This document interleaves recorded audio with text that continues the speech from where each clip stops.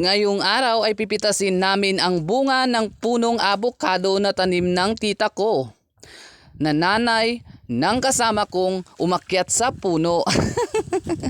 Siyempre, ako yung tagasalo, tama yung iniisip mo. Siyempre, magaling yata ako sumalo. At siyempre, heto na nga, pinapakita ko yung pinsan ko na siyang umakyat sa puno. At siyempre, ito naman ako, nagpapatagal-tagal lang dahil nga siyempre kumukuha ako ng video para meron na namang ma-content. O, diba? Ang ginamit ko nga pala dito ay ang aking damit na suot dahil nga walang sako na available. Dahil hindi pa nga ito delivery time. Oo, tama ka na naman. Dahil nga nagkukuskus kami ng guma para lumabas yung katas ng guma, ng punong guma.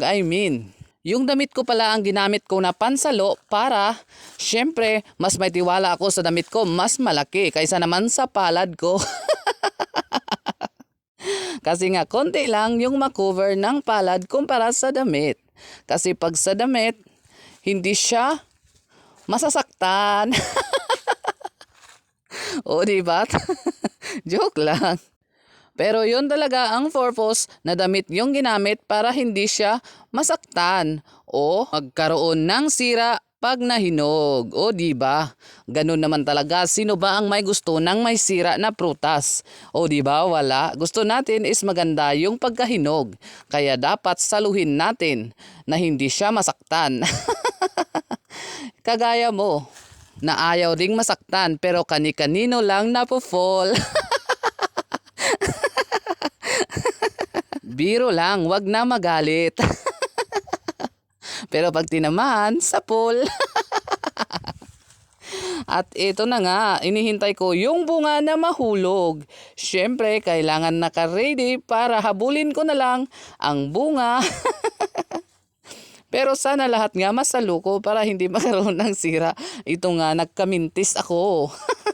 Sa pagsalo ng bunga ng abukado ay hindi ko talaga maiwasan na hindi masalo yung iba dahil nga mahirap yung paligid na nandito dahil nga medyo may mga kahoy na maliliit pa, may mga bote. Siyempre kailangan ko rin yung kapakanan ko, yung aking isipin kaysa sa bunga. Siyempre, kung maaari ay sasaluhin ko talaga para hindi siya masira.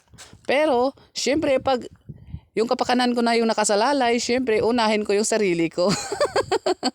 At siyempre, ito na nga yung mga sample ng bunga na nakuha namin. O, diba, ang gaganda.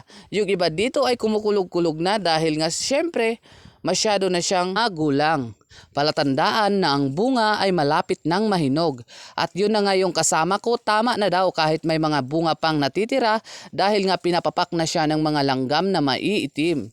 Oo nga naman, maraming nakatirang langgam na maitim. Marami ding bahay nila ang nasa mga sanga ng puno ng abukado. Kaya sabi ko sa kanya, kung pinapapak ka ng mga langgam, o di bumaba ka na. Ano pang ginagawa mo dyan? O, diba? Kaysa naman pagpagin niya sa taas, marami pa rin ang gagapang papunta sa kanya. Kaya kailangan na niyang bumaba para maiwasan yung mga langgam at pagpagin na lang dito sa baba yung mga langgam na nakakapit sa kanya. O, diba? Ang galing niyang bumaba, tumalon na lang. For expert lang yun, ha? Huwag gagayahin, mga bata. Iyan na pala lahat ang mga bunga na aming napitas. Bahala na kayong magbilang. At syempre, heto na, nailagay ko na sa balde. Dadalhin ko na ito sa bahay. O, diba? Pineflex ko lang. Kitang-kita nyo naman, halata ng magulang yung mga bunga. Sa kulay pa lang ng balat ng bunga. Yun lamang, paalam.